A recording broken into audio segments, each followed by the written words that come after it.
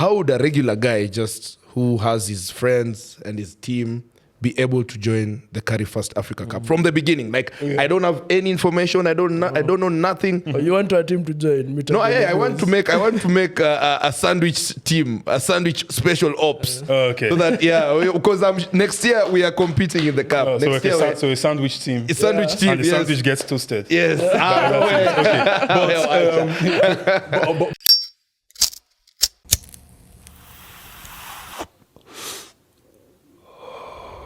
Riches flying high in them private jets. Mada kumada beat lazima kaibada. Si niulize mbona nimenyanya. Si unajua niko juu ya shada. Welcome to another episode of the Sandwich Podcast. I go by the name Tonio Kibbs na leo mino nawaanzisha. Now this is a very special one. Tuko na different sets because it's always a different map. Mtaelewa kile tunataka kusema. Easy. Wagwan. Yeah, the boy the bad boy Owen Pep the Don Juan.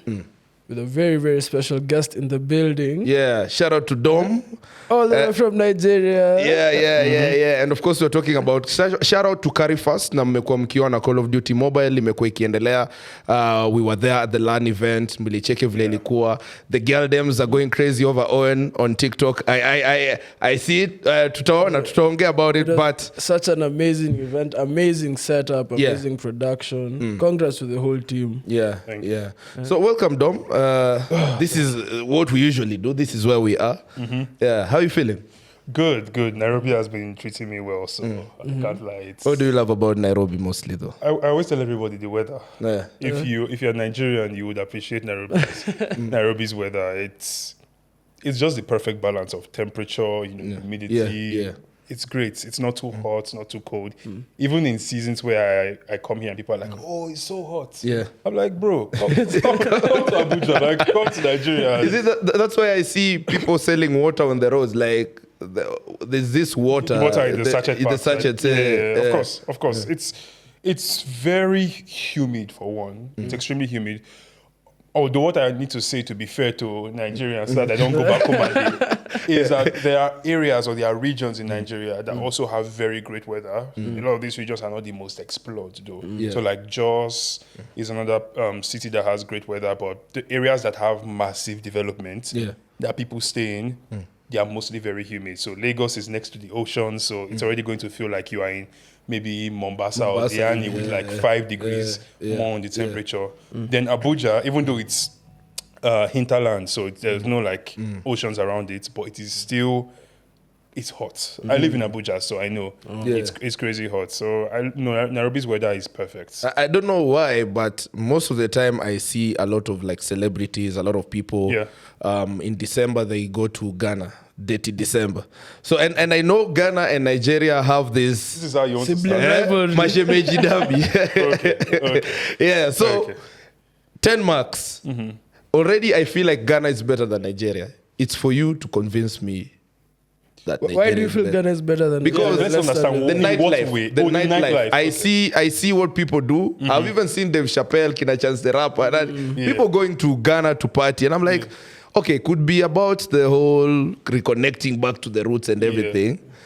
But the nightlife is still wild. People partying till like in the morning, in December. It's, So I don't, quote unquote, party in that sense anymore. But from experience, what I can tell you is it's not even close. So people go to Ghana because it's easy. Anybody that wants to fight me with your badge. But people, I think people go to Ghana because it's easier to go there, right? It's Accra. Chances are it's safer than Nigeria or Lagos specifically on average. So there's insecurity in Nigeria. Okay. It's maybe safer on average, and then it's a lot less intense, right? If you check out the same Dirty December, but in areas like Lagos, people are stuck in traffic on the road all day because they can't get to their locations. Morning to evening, where they are trying to go. Like, so I'm done with this event. I'm trying to go to the next event. I am stuck on the road trying to get there because the entire road is booked out. There are cases where Uber fares, I know I was seeing online, let me try and translate this to USD. People are having Uber fares that hits maybe 40, 50 USD, right? What? Trying to go somewhere. And it's not even like so far. It's not so far, right? It's somewhere that would maybe cost typically before maximum 5-7 USD, right? Yeah. Maybe 10 borderline. It's like 800. I put it out. Wow. But now you're spiking that up the way up to 40 because everywhere is booked out. Yeah. You can't get anywhere. So I think what happens is when somebody is in the diaspora and they're like, I need to go back to the quote unquote motherland to experience the December, return home. Let's go to Nigeria. Yeah. People are like, bro, don't go to Lagos. It is too much. Yeah. So let's go to the easier alternative and let's go there, and then it becomes something as well. No, I'm not like we're raining on Ghana's parade. I think it's great. I think they've really carved this thing for themselves. I just think when it comes to intensity, it can't even be ranked. Yeah, and congrats on the event, the LAN event that we just had, the East African qualifiers. Yeah. And what I noticed is Kenya has a really big gaming community. It's huge. Yeah. It's huge. I was telling my team yesterday or the day before yesterday, I was like, I don't know how this happened, but Nairobi is suddenly becoming our like second biggest gaming hub when it comes to people. Lagos is still high up on that list for sure. I mean city-wise now. Yeah. Country-wise, it's definitely up there. But like Nairobi suddenly is becoming this place where if we decide to throw an event tomorrow, we are guaranteed that hundreds of people will show up. And I don't know how it's happened, but I mean, it's because the Sandwich Podcast also, but it's okay. Yeah. I mean, we told guys to register as well. thank you, because the community is amazing here. Yeah. It's very amazing. Yeah, and because most of the time, the gamers, for lack of a better word, feel misrepresented in the sense that they don't know that an event is happening. They just don't. They have communities, they have groups, and that's why we're also going to have like our own like community for now gamers, because we noticed there are so many, even for especially Call of Duty Mobile. So most of the time they feel like, even the ones I was talking to on that day, they were like, bro, we need more of this. So inshallah, I hope 100%. 100%. I've been working in the gaming industry for I think it's 7 years now, 6-7 years thereabouts, and I've never hosted an event and somebody didn't come up and say we need more of this. All the time, and it's because it's a very digital tool of entertainment. It's you, it's your phone. Everybody else you are maybe talking to is somewhere you don't even know. So it's very easy to just focus on that. And almost have two realities, where you have this life where you're going to school, you're going to work, you do all these other physical social activities, and then when you're done with that, you come back home and then you play the game. So these two things are separate. But with what we're trying to do, it's why don't we merge these two things together? Why do you have to sort of live two lives as, Dominion the worker and then Dominion the gamer? Why can't you find a way to also express this very important part of you? But at events and show up with people that are your friends and meet them and interact, and all those folks you've been hearing their voices online for a while, now you get to see them physically as human beings as well. So it's always great to see people be rewarded with stuff like this. Do you feel that's because the stigma behind gaming has changed of late? Yeah, I think it's changing. I'll tell you a story, right? So when I was in the university, this was my second year. That was when I came across gaming and esports and this sort of thing. I saw it happen, so I went home to just see my parents and turned on the cable, and I saw this huge event where it was a game called, I think it was Counter-Strike, and they were playing their world finals, and it was crazy. That was when I decided I was going to go into gaming, like professionally, and be able to create these sort of experiences for people. But I remember that when I started working in gaming, right? So I had just even come back from Nairobi. I had done an event. I'd come back from Nairobi. It was good. And I went to see my parents again. My dad was on the phone with one of his family relatives. I can't remember who. And they were just asking you, how are your children doing? So I'm the third child, the first son, the third child. So he usually he's then like talking about all his kids. So he starts with my first sister. He's a pilot. He's like, oh, she's in Germany right now. She's working at this tech startup. You know, she just moved there now. And then he goes to my other sister, the other one. Oh, she just left Saudi Arabia. She finished her master's degree. Now she's in the United States doing her PhD in some chemical something. Now it should be me, right? And then he goes to my and then he's like, oh, she's just wrapping up her master's degree in architecture. And then goes to my brother. Oh, he just moved to the US. You know, he's doing this. And then he comes to me like, yeah, Dominion. He's good. He's good. He just he came from Kenya. He had a gig. And I'm there looking at him like, what gig? I'm not a gig. I had a gig. Be specific. I had a gig. You know, so it's very interesting, but it's amazing how that has changed, right? And you saw a world where he couldn't even explain what I did there. Yeah. And talk less of those who actually play the games. Right? So it's just making me laugh, think about it. Talking of those who play the games. But now, when he talks to people about me, he's like, oh, he works in gaming, you know, they host gaming events for people and all these things. And sometimes they get it. Because now they typically have children or they have other folks who they know who also play games consistently. And when you tell them, oh, you either develop or you market, they know that it's a big thing because they know that all their kids or all their friends' kids or young ones are all playing these things, these games. So I think it's helped that it's definitely changed over time. I'm not doing gigs anymore. Yeah, it's changing for sure. And for the Carry1st Africa Cup, let's just go straight into it because we've been talking about it here. Sometimes we were like, we don't understand which team is coming in. And there's a friend of mine who was like, Kibs, I saw you interviewing some guy from Philippines. How is he at the East African final qualifiers? Is he taking our job? You know, like, are they here to take our portion? So, like, could you just explain to us how it started, first of all? 100%. And also where we are, and to the, of course, the grand finals in Lagos, in Abuja, sorry. No worries. 100%. So it actually started 3 years ago now. This is the third edition. The first one was in 2004. And, sorry, 2024. And I remember the way it started was our COO, Lucy, we're having a meeting talking about how we can grow, you know, Call of Duty Mobile in the African space. And literally what she said to me or said to the team then was like, we need to take bigger bets. I mean, she used a stronger word, but she was like, we need to take bigger bets, right? And we need to bet on things that we think will change the course of the game in the market. We just can't keep trying to slowly chip away at it. We need to find those things that just, you know, give you the hockey stick inflection points. So we then said, fine, the one thing that isn't happening for the scene right now is we're not getting all the big gamers to come together and find out who the best teams are. So why don't we create that? People were obviously having tournaments online, but we weren't doing that yet. So we started. The first year we did the Africa Cup. I think the finals happened in Nairobi, actually. It was in Parklands, Diamond Plaza.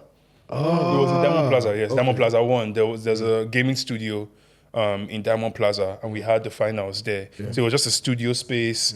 So it was just the gamers. We brought all the gamers into Nairobi. Just invited a few guests, but we streamed it online. We did that, and then people realized, oh, there's something here. And you know, Activision, Call of Duty Mobile came in. They were even more supportive. Made it bigger. They again gave like a seat for Africa at the World Championships. So whoever wins the Africa Cup now goes to represent Africa at the World Championships, playing against everybody else in the world. So that just gives it the validation and verification and says, as an African, you have your pathway from your game on your phone with your friends all the way to the highest point of professional gaming for Call of Duty Mobile. So we did it last year again. We got 8 teams and we took them to Lagos to have the finals.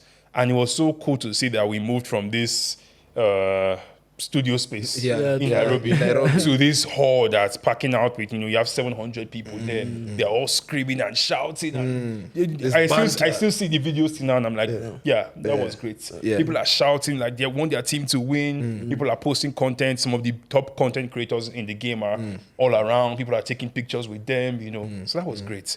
And then we're like, okay, so we have to Upgrade. one of this year again, and we started asking ourselves, how do we do that? So that now helps me answer this question you asked about the entire thing of having other people come in. So for the past 2 years, whenever we've done the cup, there's been 2 rules that have been, some might call it necessary evils to help grow the ecosystem. What we did the last 2 years is, first of all, it's still split into regions. Okay. Because it's an online game, so the servers and what server you're connected to can affect your performance in a way, and we don't want anybody to have any excuse. So we say, okay, you play with people in that area with you. So we have East Africa, maybe West Africa, or all those kind of things. We split them up, and you play people in that area. But what we also said was, you are only going to be able to play with teams that are residents in those regions. So what that means is, if I'm a Kenyan and I'm playing in the Kenyan qualifiers, all my teammates must be resident living in Kenya. That's the last 2 years. They must be living in Kenya. And so you have Kenyan teams, quote unquote, in the sense that the people are either residents or citizens of Kenya. Same thing in South Africa, everywhere else. And they will then take all of them to the grand finals, where now you are all in the same room, so there's no excuse. But we noticed some problems with that. One of it was the teams originally, right? Without us doing our tournament, a lot of people already have teams, and they have friends and players from other regions. Okay. So it means from January to May, when we typically announce the cup, right? I'm already playing with my friend, my teammate who is a Nigerian, or I'm playing with my teammate who is in South Africa, normally. And then when the cup comes, I then have to break that apart. And then start fresh, a new team, and learn from the start and do all of that just so that I can participate. And the reason why it's then worse is because even if I win here in the grand finals, now I'm going to go to the world stage and play against other teams that don't care about that. So for example, those other global teams, somebody could be in Brazil, but he plays with a team in China, and they will move him over to China to go play with them. And they've been playing together for years, living in China. Some people even, like, let's say there's a company in India, they can get the best players from different parts of the world, take them to India, keep them there for a full year, they're already playing together. Now you're going to have to use this team that you've, put together just for this cup and go compete against them, and chances are it's not going to go well for you. So we're like, let's find a way to let people play with the people they already play with, right? And also, more importantly, let's find a way to also level up the standard of play in the region. If we're going to compete on the world stage, we can't be trying to isolate ourselves and say, okay, we Africans will do our thing, you stay over there. Meanwhile, all the other regions, they are letting people come from anywhere, because they know when you let everyone come from all parts of the globe, you give your tournament a global standard. Because if I'm just playing with my folks here, I feel I'm the best. But then when somebody comes from somewhere else and now plays with us, I realize, okay, there's levels to this. And now all of us need to level up to match that. All of a sudden, we are all better. So what we then said is, one, let's let people play from anywhere. We still need to keep the servers and the region thing. So what we'll just do is, listen, if you can get your teammates together to that area, it doesn't matter where they are from. If you can get them there, it's fine with us. We're good. Just get them there. And that's what people did. Then we also said, but because we want to make sure there's still a bit of a tie to the region, you can't have more than 2 people in your team who are not from, like, of African descent. So that's why I think there was a team, the UAH MC team. They had 2 guys who were Filipinos, but they can't have more than 2. Right? Everybody else must be from the region. So that way you're still growing the African ecosystem while also creating a global standard of gameplay for it that allows us to level up. And when we finally go to the global stage, we're not underdogs anymore. We've played with the best, we play with everybody else in the globe, and we're used to this, So that's what we're trying to build. Okay. Yeah, because to be honest, at that part I was like, hey, so I asked for the East African qualifiers, I asked guys, which teams, how many teams are here, which teams are qualifying. I'm seeing also some guys from Philippines, how does it work, which helps to explain that, all that.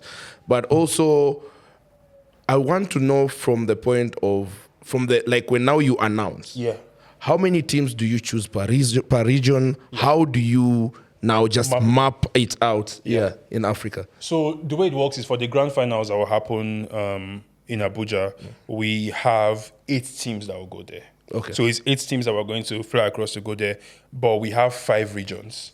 So the 5 regions are East Africa. So East Africa includes most of the countries in East Africa. Last year, what we did was, it wasn't East Africa. It was just Kenya. Kenya had its own qualifiers. Uganda had their own qualifiers. And then we're just picking countries that we know we could get teams from. But this year we're like, let's make it bigger. East Africa. So East Africa is its own region. And then one team from East Africa is going to the finals. Southern Africa, so that includes all the countries within that region, and 2 teams from there will go. So the reason why some places we say 1 team, some places we say 2 teams, is because of 2 things actually. One is the number of teams that we expect to register. I would flat out say it here. I can say it and nobody's going to beat me. Here we go. East Africa surprised us in a very good way. The number of teams that turned up to register was crazy. We personally didn't expect it, I have to be honest. Because we've done, obviously, tournaments here before, we've done things, but the way East Africans took the entire thing, it's really given us, like, it's made us very motivated to do more in the markets. But yeah, so we said 2 teams from Southern Africa. Then there's West Africa as well. That doesn't include Nigeria, because Nigeria is its own region, because the number of people that play this game in Nigeria is insane. So West Africa and 2 teams from there. Nigeria, 2 teams. Then North Africa has 1 team as well. So that way you get 8 teams that will come into Abuja in September and battle it out. It's September 4th and 5th? 5th and 6th. 5th so and Saturday 6th. and Sunday. Saturday and Sunday. So how's the experience been like in a managerial and operational role, like organizing events in different countries, dealing with like the bureaucracy, different policies? I think the best thing is just the fact that I have a good team now. That's all I'll say. The fact that I have a good team. I could literally just show up a day before the event here and then ask them, okay, what's going on? How are things happening? What do we need to check for? Before that was not possible. I remember when we did the 2024 one here in Nairobi. So it was me, I was leading the operations. I had somebody in tournament ops. So that's like a referee. I had somebody in my team covering content, right? And then we had a bunch of other ancillary roles. If I tell you that after that event, I was having nightmares about the event. Like I would be tired, I would fall asleep, and I would dream that I'm still at the event, I've not done something. And I'll wake up and be like, oh, I need to go and check the other. And I'm like, I did that yesterday. And it wasn't just me, it was 2 other of my teammates who were also part of the job. So that's how stressful it was to get this out of the ground. So when some people see what we've done now and people just like have comments or just say stuff, like I don't even talk because they don't get it. They don't realize how much work, it has taken to bring this from what was just like an idea. It was a train of thought to something that now has people waiting for it every single year. You have press covering it, you have content creators covering it, you have all these organizations saying, when are you doing this? We have to be part of it. We have people traveling from other locations to be a part of it. And when I think of the fact that came from just an idea. And you had to literally pull it out of nothing and make it something. I don't talk. I'm just like, you know what? It's good. So yeah, it was definitely hectic. The good thing is we've always had a philosophy where it's make new mistakes, not old ones. That's what that matters to us. It's like, okay, cool. We're going to make mistakes. Nobody gets it right. The Premier League has existed for I don't know how many years. I don't Decades even at know least. At least for decades. I just know the ball has changed since. It was looking like a brown bag. Exactly. Yeah. So that's a league, and that has existed for decades. And now, even with that league, there are still things people see and they say, "Oh, that was a mistake. That shouldn't have happened." Right? I mean, people look at the World Cup and they have their thoughts. God of hand. Exactly all those things. So, if leagues have existed for decades and for years, don't always get things right. Yeah. Asking a tournament that has basically just been running for this is the third year, to be pitch perfect it's an unrealistic expectation. But what you can expect from us is that when a mistake happens, we learn from it. We're not making that again. We're moving on and we're doing new things, and we're just making sure that things keep getting better and better. And that's what we'll keep doing, man. And I'm glad you've mentioned the Premier League. Yeah. So out of curiosity, so he supports Manchester United. I support Man City. Which You team? support that's so Come on, we are not talking about Man City, guys. Okay. No, I was not an Arsenal fan. I just started watching football in 2012. He was an Arsenal fan when Aguero joined. That makes sense. That makes sense. Yeah. That makes So sense. like that's when I became When I see Man serious. City fans, I'm like, How old are you? What happened? What Like- team do you support? Chelsea, all the way. Chelsea? Yes, Chelsea. So let me. I started watching with Drogba, so I get the... Yes. So today morning we were actually talking about it in radio, and I just want to bring it here because most people who are watching right now are also fans of football. Right now, Chelsea looks like an elderly club, bro. Like an elderly people club, bro. You just bought Henderson in big 2026. Are we bought him or are we discussing to buy him? Bro, he's coming. We're discussing to buy him. You just bought Welbeck. Welbeck, who was a teenager at United. Okay, so we've gotten Welbeck. We've got... Henderson. Let's say, hypothetically speaking, we've gotten Henderson. Who else have we gotten that's old? I don't even know, but I'm sure you're looking for another Casemiro old. I'm sure you're looking for another old Casemiro player. has been rolling around your midfield on wheelchairs for the past 2-3 seasons, and you didn't say anything. And now you want to speak about like Chelsea getting the player. Like, come on. But at least you guys have time. You don't have to play European football, Champions League. Exactly. So you have time to practice. And Will be good, I think a good test of it will be to see where we end up, like at the end of this season. I know Manchester United did the same thing all through last season. They were just like chilling, playing their once in a while tournaments. Bruno was start padding with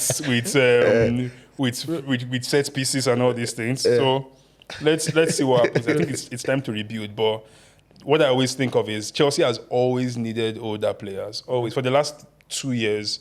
Because when these guys, Bluco came in, so Todd Bowley... You're the youngest club. You're the youngest team. Yeah, by far the youngest team in the league. They just... I was like, what is happening? Is this like a human trafficking site? They're just buying up all the young guys. It's like, we need 3 young boys in wing. We need 4 young midfielders. It was just...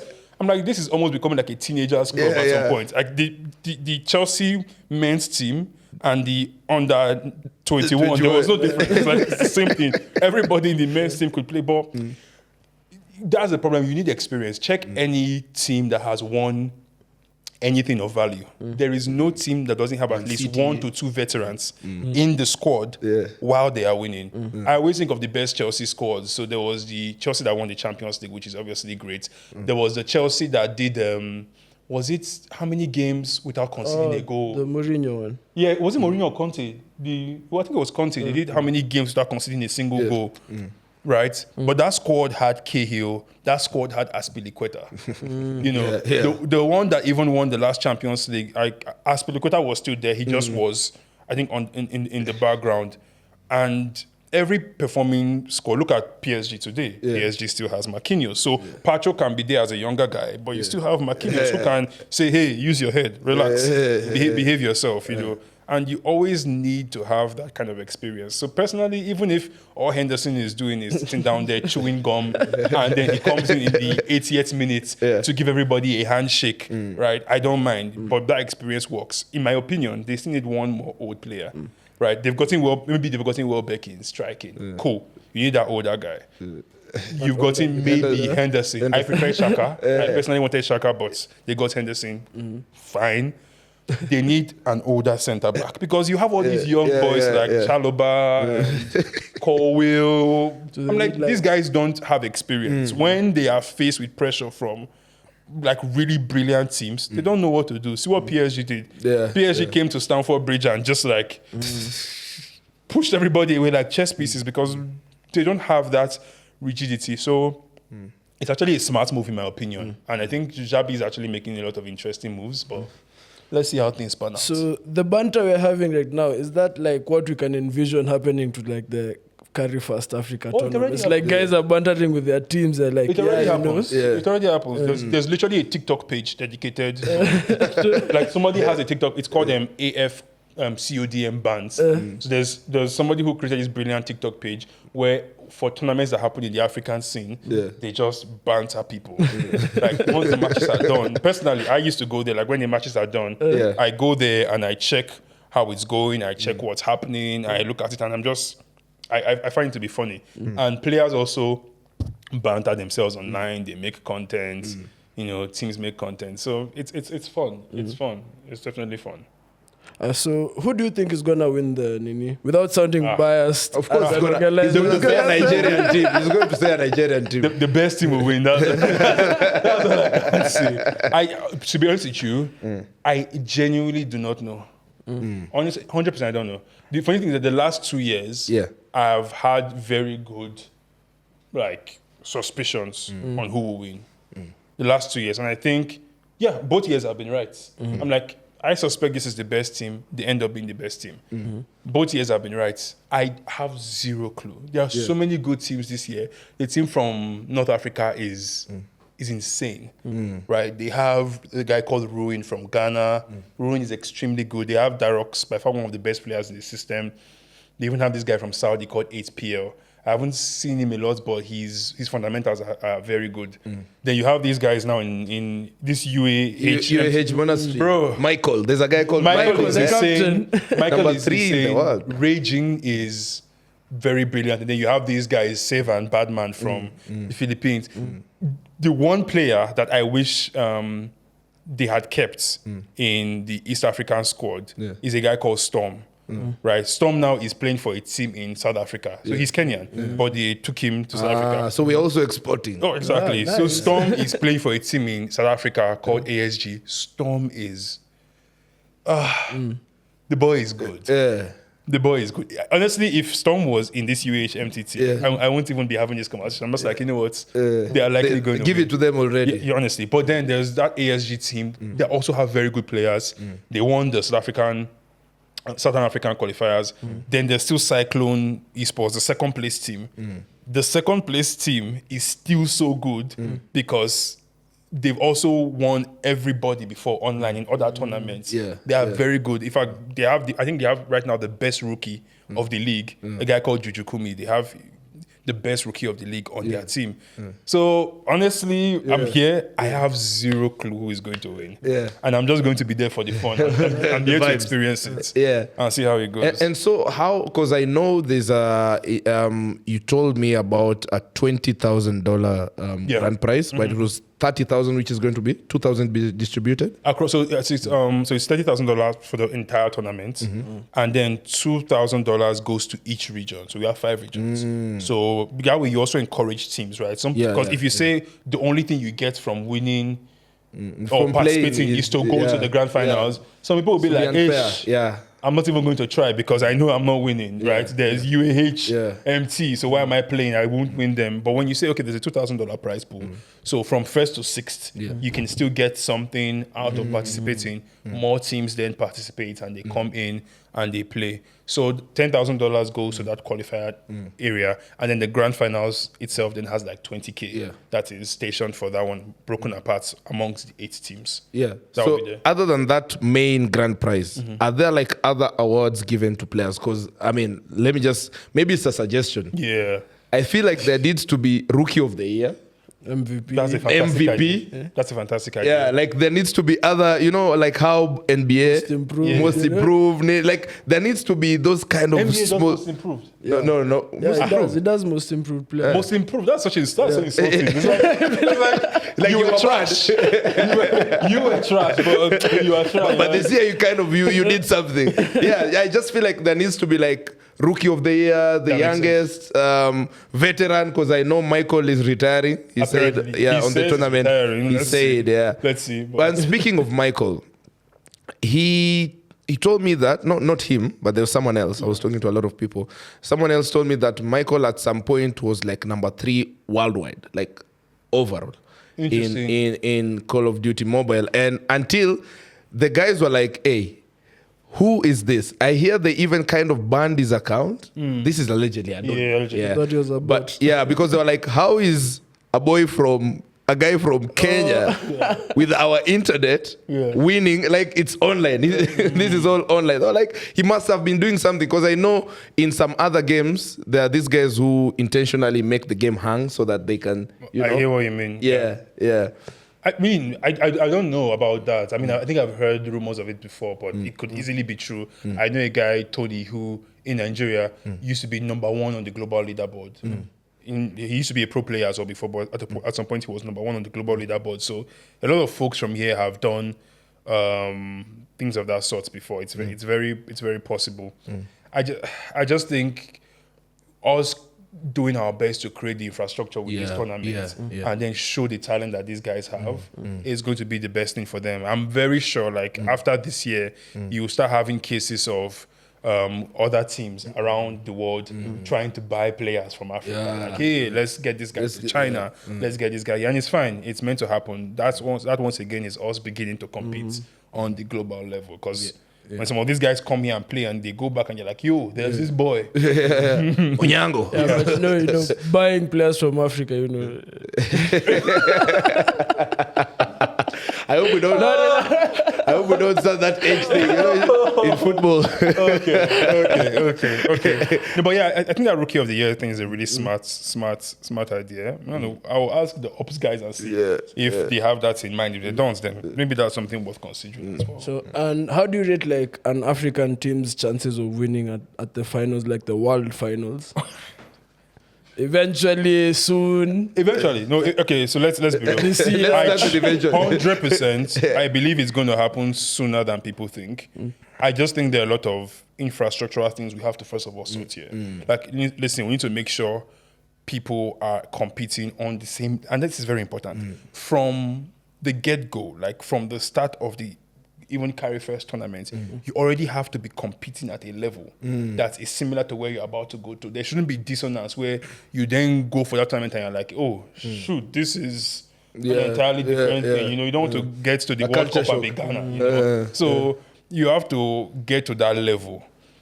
So it's how do we create that, first of all? How do we create that intensity for them? And when we're done doing that, it's now how do we prepare these guys to have the right mentality and go in and be ready? Because trust me, the guys who are winning, some of these guys are playing 8 hours every day, 8 hours straight every day for months.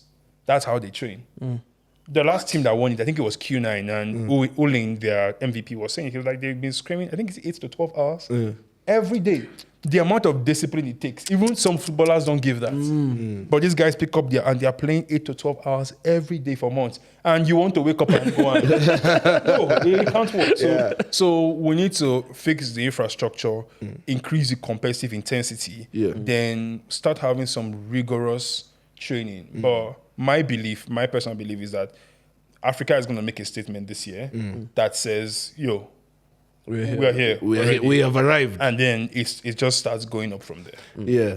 And just because we're in the last few minutes of the show, as we close, so how would a regular, because I know this is what they're waiting to hear, how would a regular guy just who has his friends and his team be able to join the Carry1st Africa Cup from the beginning? Like, I don't have any information. I don't know nothing. Oh, you want a team to join? No, I want to make a sandwich team, a sandwich special ops. Okay. So that because next year we are competing in the cup. So a sandwich team. A sandwich team. And the sandwich gets toasted. Yes.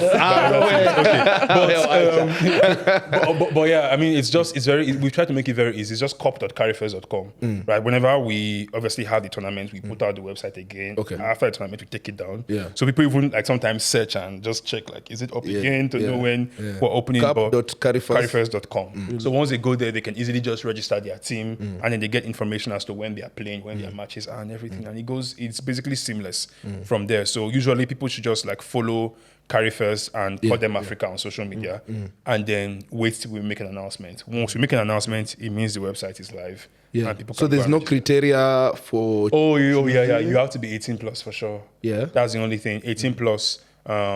That's pretty much it. And please just have an international passport. Like you can't be playing in a tournament that's hoping to travel and you are not ready to travel. Because we've been through that so many times and now we're trying to get passports for people. I'm like, please, we told you, just have your passport. Get vaccinated. Should even be a requirement, man. Right. So yes, over 18, have your passport. Obviously, you play the game. Yeah, good. That's all. Okay, and before you close, sorry, kids, the last worries. question.